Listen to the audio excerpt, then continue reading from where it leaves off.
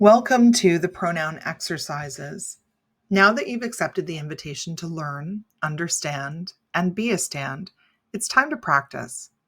While it's common after a workshop to have a tool to measure your learning, think of this as a time to practice so that you become a better ally for your peers.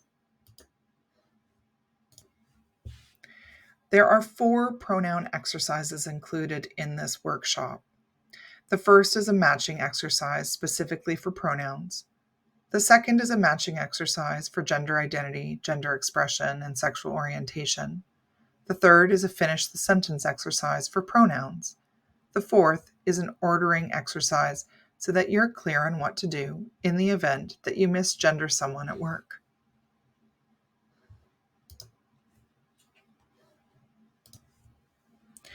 For this matching pronoun exercise, you can either use the matching handout labeled Matching Pronouns, or you can simply pause the recording and write down your answers on a piece of paper.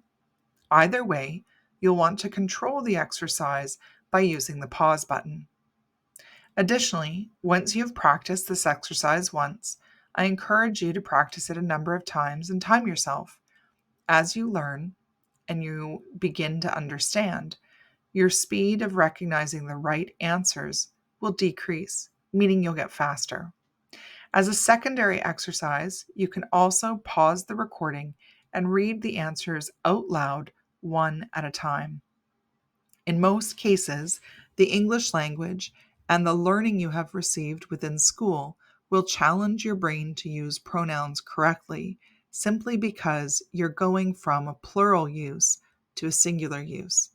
However, remember that singular use of they, them has been in effect for thousands of years. Try to answer each of the word bank pronouns found in the pink box on the left with the sentences on the right. Start with the masculine pronoun he, then use the feminine pronoun she, then use the non-binary gender fluid pronouns of they, them, and zzier. Pause the recording when you're ready to do so. Once you've tried all 4, move through to the next 3 slides to see if you were correct. Pause through each slide to see how well you did and practice your use of language.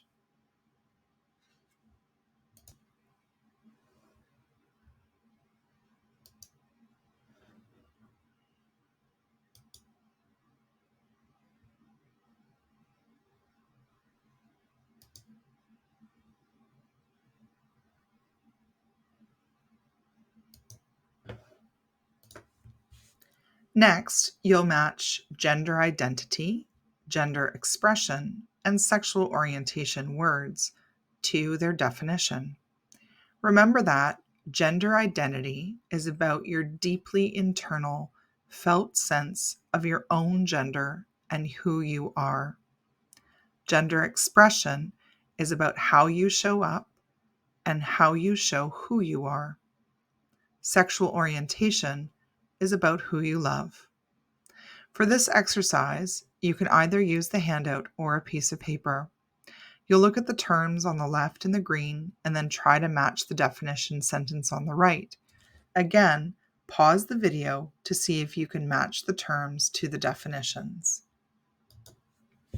Then move to the next slide, where you'll see the blue answer sheet that reveals the term and the letter it matches. There are 2 sets of questions for a total of 15 matching questions. Try and match these terms to the definitions on your own. Pause the recording now.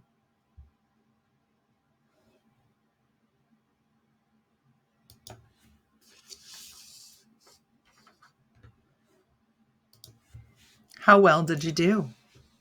The term heterosexual refers to a person who is attracted to people of the opposite sex. This question refers to sexual orientation. The term androgynous refers to a gender expression that is both masculine and feminine.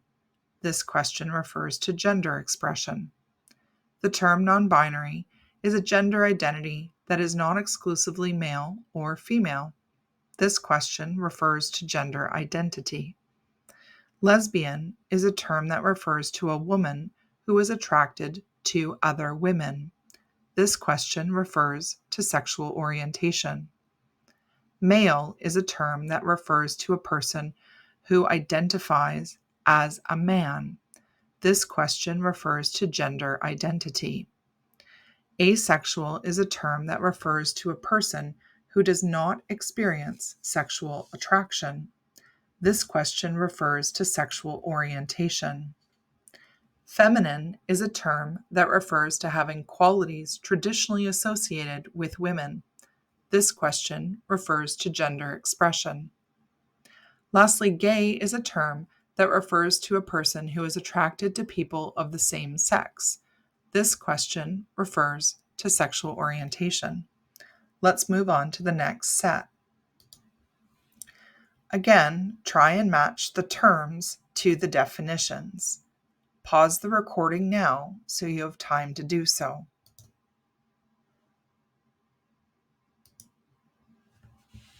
Bisexual is a term that refers to a person who is attracted to both men and women.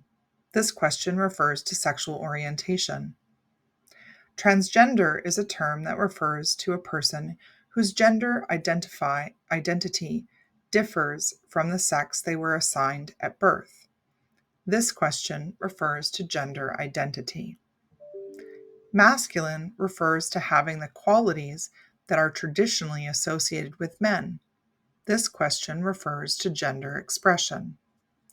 Queer is an umbrella term for sexual and gender minorities who are not heterosexual or cisgender. This question refers to sexual orientation, gender expression, and gender identity. Female is a person who identifies as a woman. The question refers to gender expression. Genderqueer is a term that not exclusively identifies masculine or feminine. This question refers to gender expression. Cisgender is a term that refers to a person whose gender identity matches the sex they were assigned at birth. This question refers to gender identity. Listening and trying to match these terms a few times is a really great way to increase your speed of understanding these terms and what they mean, as well as showing up as an ally for your peers. Section 3 is an opportunity to finish sentences using pronouns. This section provides an opportunity to move from awareness into understanding by practicing pronouns out loud. We encourage you to read the sentences out loud and then insert the pronoun. You can pause the recording at each slide to give you the time you need.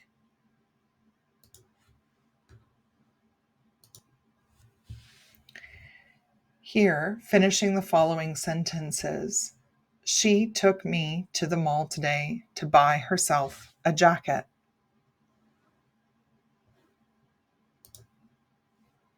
He, him, himself.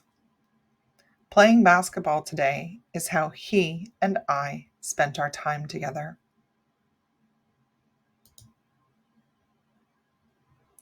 They, them, themselves. Alex did the entire project by themselves.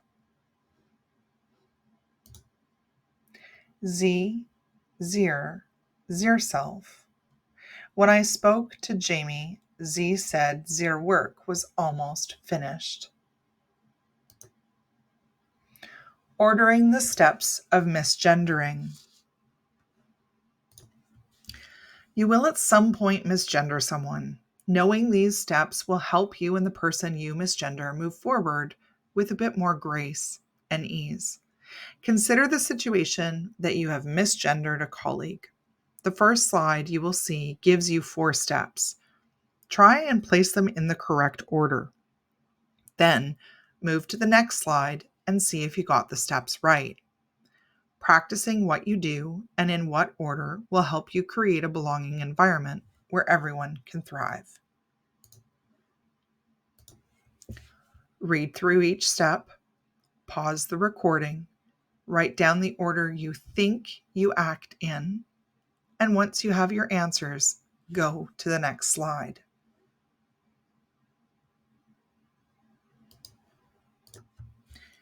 These are the steps you take when you have misgendered someone. First, acknowledge your mistake sincerely and calmly. Take accountability for your mistake and avoid defensive behavior. If you have been corrected for misgendering someone, stop and thank the individual who has corrected you.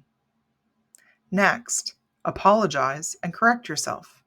You can say something along the lines of, "I'm sorry, Tori. I should have said she," or "she mentioned," "I'm sorry, they mentioned." It's a simple shift in your wording that acknowledges and also apologizes.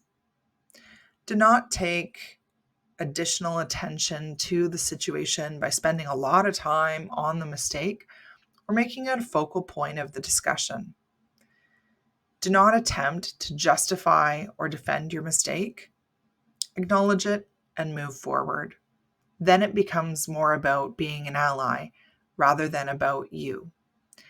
Take time to self-reflect after the fact and determine how you can make concerted effort to do better next time.